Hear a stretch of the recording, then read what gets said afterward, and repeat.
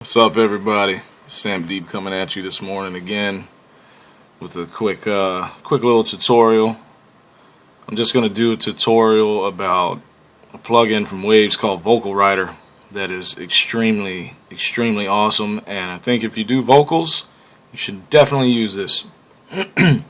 Now, I'm not going to show you the sidechain effects on here because I don't feel I need to use it, but the sidechain effects for this quick rundown is if you run a sidechain effect to bus 1 and take all your music audio tracks and run it to bus 1, you can also tune this thing to the music, which you got a music knob over there, and what that does is it's going to normalize your vocals extremely accurate to just ride right over the top of your mix, so your vocals will just come through perfect and you won't have to do anything else to it.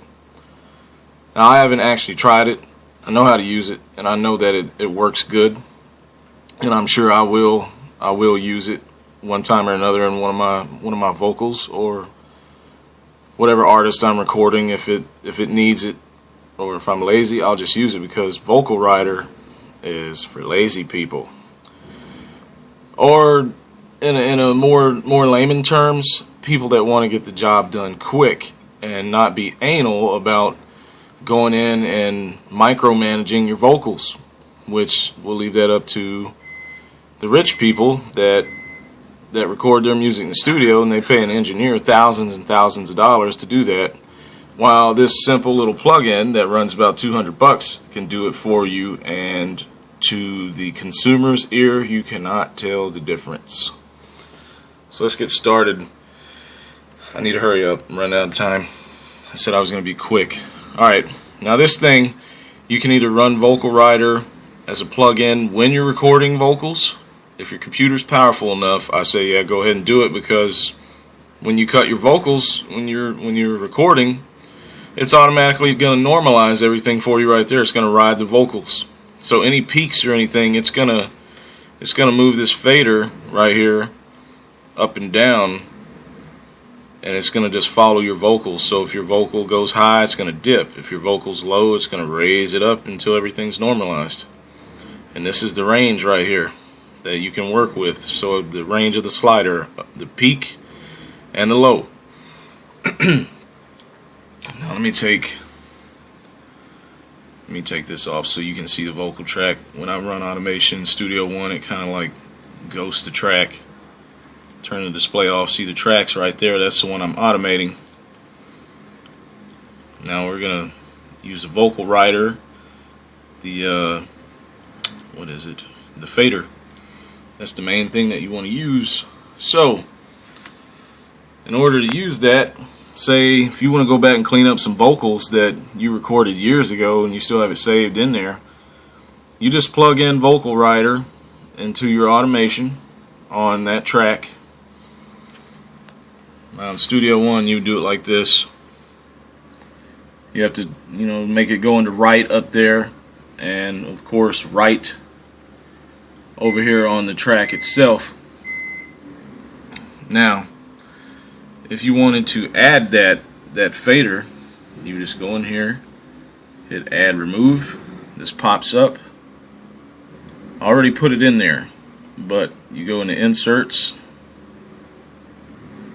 Vocal Writer is right there. And you have plenty of things that you can do automation with, but I just use the fader, because that's the main one. And I already put it in there. You can see it says Writer Fader right there. Let's X that off. So we got Vocal Writer in write mode. Make sure you have this down here in write mode. Don't have it in read, don't have it in off, put it in right in the middle. And then in Studio One, you want to make sure you have your display on. See, if the display is off, you can't see your automation tags or your lines. So you want to select what you're going to automate, which is Vocal Writer Fader, and say my vocals right here, they're too peaky. They got highs and lows in them. It's not normalized. It's like a roller coaster on vocals, but you want it like, you want your vocals to say, You want your vocals to be a sports car driving down a straight highway fast and smooth. And that's what this is going to do for you. So right here, when I push play, it's automatically going to write the automation in and normalize the volume in my vocals in real time. So watch this. Let's break it down. Let's break it down. Ain't going nowhere. We staying around. Let's break it down. You can see it writing, and it's riding the vocals. I say let's break it down. Wait, nah. Gotta go now. Just get that range better, that way it can ride it. Let's break it down. Let's break it down. Let's break it down. Get up off your feet and come on, let's just break it down. And there you go. Automation is written in, and let's break it. You're good to go. I hope this has helped some of you guys decide on using Vocal Writer. Some of you guys that also produce music along with me, you know who you are, and I know who you are, and maybe you would like to give this a shot, because it is a very intuitive tool, and I say use it. Use all these quick things for your advantage. And if you guys out there have not used one knob, I managed to master this track. I mean, I know you. I'm not going to play it because my cell phone speakers aren't going to allow you to. The mic on there is not going to allow you to hear what's in the track, anyways.